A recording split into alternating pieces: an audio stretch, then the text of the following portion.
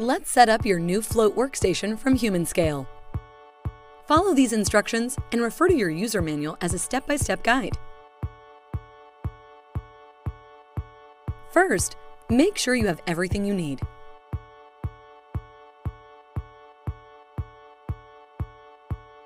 Check that you have all the parts, hardware, and these tools.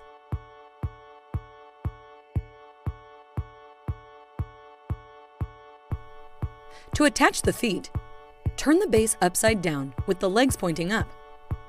Position the foot over the leg so that the longer portion extends toward the front. Align the 4 holes in the foot with those in the head of the leg.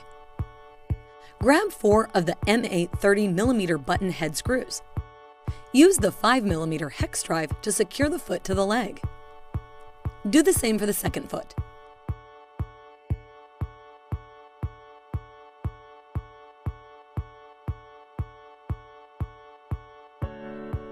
To attach the wing brackets, turn the base back over so it rests on the feet.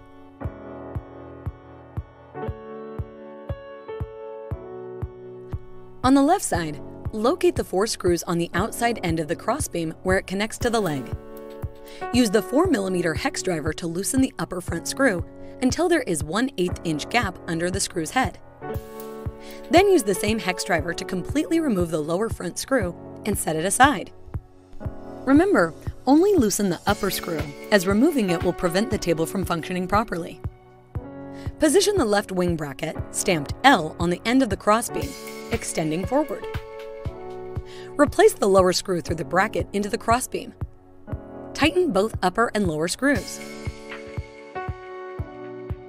Use the 4mm hex driver to install the 2 M6 7mm flathead screws from the top into the flange on the leg.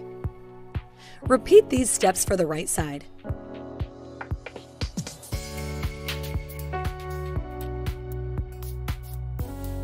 Next, place the tabletop face down on the floor. To attach the work surface, turn the base upside down and position it on the work surface. Align the mounting holes in the crossbeam and wing brackets with the corresponding pilot holes on the work surface. Use the No. 2 Phillips driver to install the 12 No. 10 by 3/4 inch panhead wood screws to secure the base to the work surface. Loosely insert all 12 fasteners before tightening fully. To attach the release paddle, position the release paddle on the work surface by aligning the mounting holes with the corresponding pilot holes on the work surface. Use the No. 2 Phillips driver to install the 4 No. 8 by 1½ inch panhead wood screws to secure the release paddle to the work surface. Do not over-tighten. If you purchased the optional mounted tension adjuster, installation is easy. To install the mounted tension adjuster handle, install the hexagonal metal shaft to the mounted tension adjuster handle to the tension adjuster screw on the front of the crossbeam. Align the mounting holes with the corresponding pilot holes on the work surface. Use the No. 2 Phillips driver to install the 4 No. 8½ inch panhead wood screws to secure the handle to the work surface. The barrel adjuster must be installed properly on the paddle for the table to work, so don't rush past this step. Turn the entire float back upright. Remove the shipping safety pin located on the back at the top of the left leg. Now go ahead and set up your workstation with your computer, accessories, etc. Now that the float is assembled, let's get it calibrated. First, squeeze the release paddle.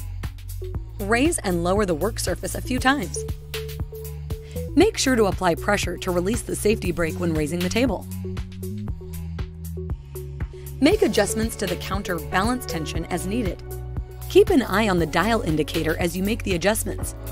You should not continue to rotate the adjuster once you have reached the minimum or maximum setting.